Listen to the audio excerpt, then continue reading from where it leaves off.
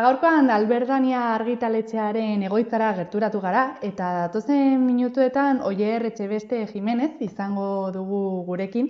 Bertan egiten duten lana azaleratzeko eta egunerokoan zertan aritzen diren kontatzeko. Beraz, pixka bat elkarrizketarekin hasteko Oier, atzera begirako ariketa bat egitea eskatuko dizut. Eta kontaidazu pixka bat, nola jaio zen Albertania eta zein helbururekin sortu zen? Bai, oso ondo, eskerrik asko zuen presentziagatikan gaurkoan gurean eta Albertania argitaletxea 1983an sortu zen. Ignacio Mujika Iraola idazleak eta Jorge Jimenez Beck beraien eskutik eta adien guztietarako literatura eskaintzea zen haien asmoa, bai euskaraz, bai gazteleraz. Azalduko dugu, igual oraindik zoritxarrez askorentzat ez ezaguna den zerbait, hau da zuen egoitza Irunen duzuela, ez da kasualitatea hau, ez da? Bai, hori da, ez da kasualitatea, lehenik eta ben, sortzaileetako bat Jorge bera irundarra zen, eta hori izango da, uste dut pixu gehien duena hori izango da, noski, gero bestaldere bai Irunen bazen, ez, 80. hamarkadan, literaturzaletasun handia, uste dut. Argitaletxea baino lehen bazen jada Irunen, ez, Irungo udalak, edo, Irungo Euskara kontseiluak antolatutako edo, sortutako aldizkari bat, literatura aldizkari bat zen, plazara aldizkaria, eta Albertaniako hasierako katalogoko autore askok jada parte hartzen zuten aldizkari literario horretan, eta bestalde Ignacio eta Jorge jada argitaletxe batean zeuden, Lur argitaletxean, entziklopedia bat sortzen, eta harremanetan, idazle, sortzaile askorekin, eta uste dut hori izan zela nagusiki haien motivazioa, eta esan bezala bertan idazten zuten, aldizkaria horretan idazten zuten idazle askok, izan dira hasierako Albertaniako katalogoko autoreak, besteak beste. Eta konta iguzu, liburu bat eskuartera iristen zaigunean, askotan ez gara konturatzen zenbat fase dauden horren aurretik, eta zenbat profesionalek parte hartzen duten liburu bat argitaratzeko prozesuan, ez? Azkenean prozesu luze bat da, ez da? Bai, ala da. Eta luzea, jende asko kolaboratzen duelako eta luzea delako, ez da? Lehendabizi argitaletxe batek jasotzen du eskuizkribu bat eta egiten da balorazio bat testuarena. Asko jasotzen ditugu eta bere denbora darama balorazioak eta ondoren dago hori editorek egiten dute, hautaketa, liburuarena, hori alde batetikan eta beste bidea ere izan daiteke eskatzearena, ez, autore bati, gai konkretu batekiko lan bat. Baina, hori izan bezala eskuizkribuena da ohikoena, eta hor dago balorazio talde bat, baloratzen da, eta gero atzean dago edizio lan bat, edo zuzenketa lan bat, eta ere testua hobetu nahian edo, eta ondoren parte hartzen dute diseinatzaileek, ilustratzaileek, leude, azalerako lanerako, diseinatzaileak, maketaziorako, gero imprenta ere bai, noski, ezinbestekoa, imprenta, eta gero banatzailea. Irakurleari iristeko liburua, ezinbestekoak dira banatzaileak, liburu dendariak, eta gero komunikazio lana ere bai, ere ezinbestekoa da, bai. Konta iguzu, Oier, imaginatzen dut lanak kaleratzerako orduan irizpide batzuk izango dituzuela, ez? Aukeratzeko zein bai, zein ez, azkenean ezinezkoa bai da nahi beste lan kaleratzea, ez da? Halaxe da, bai. Irizpide nagusia da gure ustez kalitatea daukan testu bat, ez? Argitaratzea, noski, eta besteak ere badaude, noski faktore ekonomikoak, garrantzitsuak direnak, eta, irakurle potentzial horretan edo, ez, pentsatu beharra, eta Eta horiek dira uste dut, Eta azkenean, agian zailtasun berezia izango du batez ere, idazle berrien talentua deskubritzea, ez? Behin idazle bat ezaguna denean, igual erresagoa izango da bere lan bat kaleratzea, baina talentu berri horiengana iristea eta haien lana bat kaleratzea igual, ahalegin berezi bat eskatuko du, ez da? Bai, hala da, bai, ez da erraza, eta hor intuizioa ezinbestekoa da edo, baina, beti ere, esan bezala kalitatea badago, eta, guk apostu egiten dugu bai idazle gazte eta berrien alde, beti kalitatea badago, edo historiakaria badu, edo trama garrantzitsu bat baldin badago, edo berehala harrapatzen zaituen historia bat baldin badago, edo zer kontatua badu, aurrera, ez da. Eta imaginatzen dut, noski edukiaz gainera ere, zala edo liburuaren estetika bezalako elementuak lantzea garrantzitsua izango dela, etorkizunean liburu horren arrakasta bermatzen saiatzeko, ez da? Bai, hala da, bai, askotan gainera, ez, azalak berak adierazi dezake edo ez, pixka bat liburuaren mamia edo, ez du zergaitikan, baina garrantzitsua bada, bai, eta horren harira adibidez, aurten diseinuak aldatu ditugu, 30 urte luzez, diseinu eta logoa, 30 urte luzez Alberdaniak logotipo bera eduki du, eta hauxe, eta aldatu pasaden urtean, sail berri batekin batera aurkeztu genuen logo berria. Logo berria, Hondarribiko bi bat, estudioak den eskutik, edo haiek diseinatua da, bertan ikusten dugu, liburu ireki bat izan daitekena, edo egun sentian eguzkia irteten, edo badu ere pixka bat aurreko irukia ez, badu hor espaziotxo bat eguzkiak, gura gogora ekartzen duena, eta, asmoa da pixka bat hori ezen identifikatzea irakurleak, gure liburuak identifikatitzala, eta, gero zail berriari dagokionez, bada Patrika bilduma, zail berria, Patrika formatukoak, eta, gogora ekarri nahi izan dugu honekin, hasierako hamarkadako Alberdaniako liburu horiek, ezta? Irakurle asko gogoan izango dute, bien vertikalean zatitutako azal hauek, bi koloretan, eta nahi izan diogu egin garai horri Hori da, azkenean. Kasu pixka bat, ez?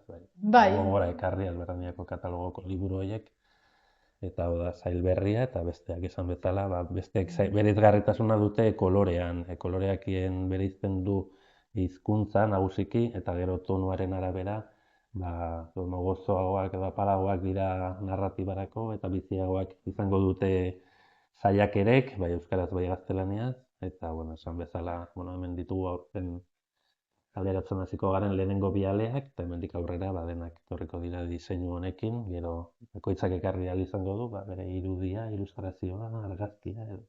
Azken finean, garrantzitsua izango da ere irakurleen feedback hori jasotzea, ez? Iritzia. Bai, hala da, bai.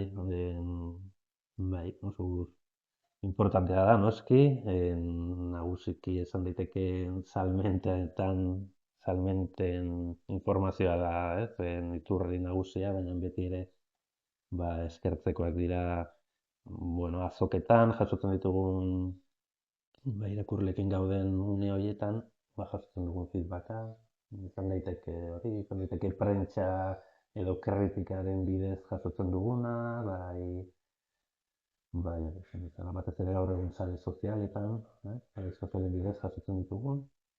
Eta aipatuko dugu zuen kasuan, euskarazko sorkuntzak pixu berezia duela zuen argitaletxean, ez da? Bai, hala da.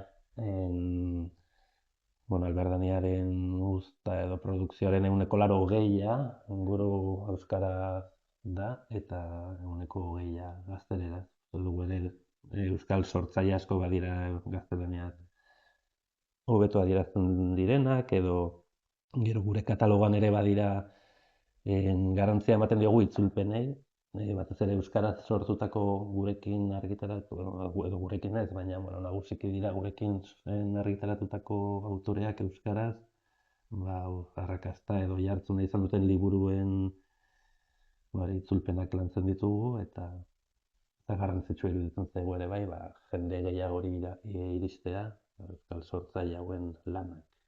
Eta konta iguzu, egun Albertaniaren liburu arrakastatsuena edo aukeratuko bazenu, zein izango litzateke, naiz eta imaginatzen dudan, beste lanen ostean ez dela autu erreza izango. Bai, asko dira, baina uste dut guztiok ezagutzen dugula nagusik, bat, zera Kutsirazu Bidea Isabel, hainbat formatu izan dituena, edo hainbat azala, hau bigarren argitalpen bati dagokio, eta, pasaden urtean liburu honek 1.000 letrekan gora, saldu ziren, eta, argitalpen berezi bat egin genuen, hitzaurre berri batekin, azala berri bat, eta, aitzaki horrekin, prentsaurreko bat antolatu genuen, 1.000 aletik gora saldu zituelako, beraz uste dut, jende askoak ezagutzen duen liburua dela, Eta konta iguzu, nola lortzen duzue azkenean, Irunen bertan sortutako liburu hauek mundu zabal eta osoan zehar zabaltzea, ez du ariketa eta lan erresa izan behar?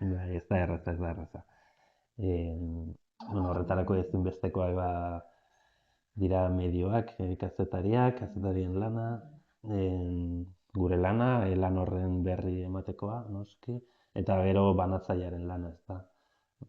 Zoritxarrez gara leku guztietara iristen, hemen Euskal Herrian ziurrenik iritsiko gara, puntu buru denda gehienetara edo ia guztietara, baina estatu mailan ez da erraza, baina horretarako ezinbestekoa da banatzailea Eta ez dakit gaur egun oraindik liburuaren eguna edo liburuaren egunaren inguruan antolatzen diren azokek oraindik garrantzia alduten liburuak zabaltzeko eta erosteko momentu horretan edo gauzak asko aldatu diren. Bai, garrantzitsua da, batez ere edapena emateko edo liburuaren marka sustatzeko, ikusgarritasuna emateko, horre berriro daude feedbackaren kontuarekin, bestelako azoketan bestelako aukerak sortzen dira, banatzaile, liburu denda, horrelakoekin harremanak egiteko, eta gero gaur egun, aurreko galderari itzuliz, gaur egun online salmentak ere asko laguntzen du, iristen ez garen puntu horietan, bintzat gure informazioa iristen da, liburua baliteke ez egotea liburu denda guztietan, baina online gaur egungo online salmentak, aukera ematen dizu edo plataformek aukera ematen dizute, leku guztietara iristeko. Eta zentzu horretan ere, libururen batek edo lanen batek saria jasotzen duenean ere, pizgarri bat izango da, ez? Hori nabarituko duzu zuek ere, ez? Bai, noski. Sari bat jasotza beti zure lanaren edo autorearen lanaren errekonozimentua da, eta horrek bezeroari ematen dio lanarekiko edo referentzia bat edo konfiantza eman diezaioke, lan batek saritua izateak, bai irakurleari eta baita ere dendariari, liburu dendariari, banatzaileari, kazetariari, eta horrek dauka bere gero medioetara iristeko aukera handiagoa edo. Eta aipatuko dugu zuek ere liburu elektronikoen aro berrira egokitzeko apustu hori egin duzuela, ez? Gainera aspaldi. Bai, hala da, bai 2010an, 10 inguruan hasi zen, hasieran eztabaida zena, pentsatzen zen digitalak paperak kenduko zuela, baina ez da hala izan. Uste dugu gure kasuan lagungarri izan da edapenerako.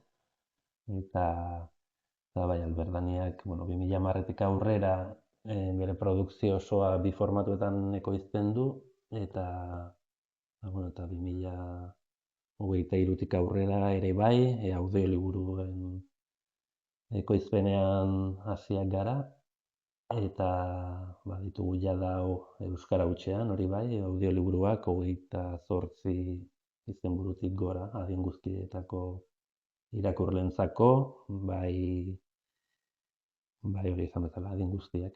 2 urteko umeak, baditugu 8-10 urteko entzako sailak, nerabeentzako sail bat ere bai ekoizten ari gara, eta noski helduentzako edo literatura orokorra. Eta elkarrizketarekin amaitzen joateko, Oier, konta iguzu, egun ze erronka dituzue argitaletxe independenteek batez ere etorkizunari begira? Bai, bueno, erronka edo oztopo handiena da asmatzea, ez? Irakurleak ze irakurri nahi duen, eta, bueno, bestalde uste dut, oztopo handiena dela merkatuan presentzia izatea, eta ikusgarritasuna, ez? Lortzea liburu dendetan, liburu sektorea, edo beraz, eta, bueno, parte handi batean argitaletxe handien kateek edo sektoreak kaparatua edo daukala, eta, bueno, zaila izaten da, espazioa lortzea, ekoizpen handia dagoelako. Eta, bueno, berriroaren ez batez ere nagusiki kanpoan, hemen errazagoa dugu, baina kanpoan, hori litzateke erronka, ez? Bale, eta amaitzeko azaldu iguzu, ez dakit, Albert Daniaren lana ezagutzen ez duen horrentzat, zein uste duzu izan daitezkela zure liburu erreferenteak, edo pixke bat zuen lana jasotzen edo ondo islatzen duten lan horiek, jendeak zer egiten duzuen jakin dezan. Bai, hori da. Begira, hemen ekarri ditut liburu batzuk, bueno, hori, uste dut helduentzako irakurri, elkarrizketa hau entzungo dutenek nagusiki, gomendatuko nieke hori, bai, original bat edo irakurtzea, eta edo itzulpen bat, ez? Biak lantzen bai ditugu, eta itzulpenean, gomendatuko nieke, beste irundar batek Joxean Elosegik itzulitako kantatu eta dantza egiten du mendiak, edo, bueno, Irene Solaren edozein lan, 3 lan ditugula argitaratuak, eta 3ak Joxeanek itzuliak, edo, bueno, eta neska katalan bat da, eta, bueno, beste emakume katalan bat ere bai Nuria Benditxo, gaztea, bere lehen eleberria du, eta oso kritika ona jasoa, eta Joxean Elosegik itzuli berria du ere bai, iaz argitaratua, Lur Mortuak, eta gero originaletan, zaila egiten zait bakarra izatea, baina, bueno, izan daiteke Angel Lertxundiren edozein eleberri, ez da. Zoaz infernura laztana, Otxopetxe, edo Zorion Perfektua, edo Ies Betea, edo... Eta gero, bueno, aurrentzako ere bai, ekoizten dugunez, azken urteetan argitaratzen hasia gara umeentzako, bueno, ikusten duzuen bezala adin tarte guztietarako liburuak ditugu, baditugu Kartoizkoak 2 urteko umeentzako, oso oinarrizkoak, baina oinarrizkoak eduki aldetikan umeentzako, baina, bueno, baditugu argitalpen berri batzuk, kolaborazio berri batekin hasi gara, Ekare argitaletxearekin, eta, bueno, albuma ilustratuak lantzen ditugu, eta baditugu ere gazteentzako 2 sail nagusi, 8-10 urteko umeentzako, gizajo baten egunkaria, edo, oso errez irakurtzen dutela, umeek, eta ondo pasatzen dute, eta gero badugu ere bai, Almudena Gasteiztarra kirolariaren bere ibilbidean oinarritutako sail bat ere, 7 ale dituenak. Gizajo baten egunkarian 17. alean gaude, eta gero ere nerabeentzako sail bat ere badugu. Eta gomendatzen diet, Amaia Telleriaren aurpegiak, gaur egungo presio, gazteek jasatzen duten presio estetikoen inguruko kritika bat.